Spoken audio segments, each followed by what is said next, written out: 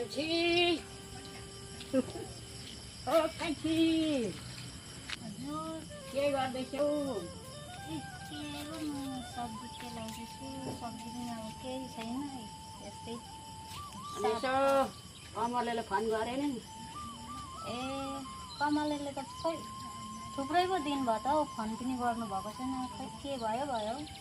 हिजो नानीले पनि सोध्दै थियो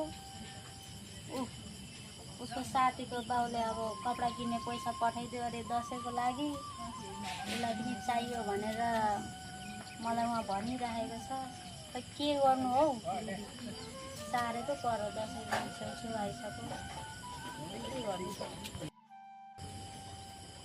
ए हजुरआमा तपाईँ पनि आउनुभयो आइपुगे त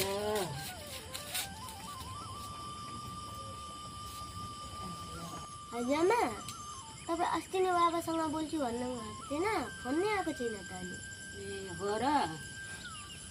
अब बाबासँग मोबाइल पनि त हुनु पर्यो नि त हौ अब बाबाको हातमा मोबाइल थियो भने आफ्नो मोबाइल थियो भने त फोन गरिहाल्नु अब कहिलेकाहीँ साथीहरूको गरेर यसो भेटाएपछि फोन गर्नुहुन्छ नभए कहाँबाट गर्नुहुन्छ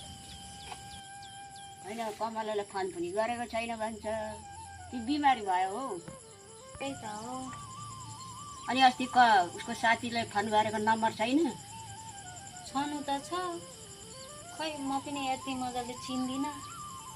त्यही पनि अब अहिले त रात पनि परिसक्यो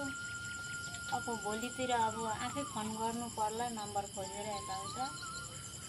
के गर्नु अहिले त अब रात पर्यो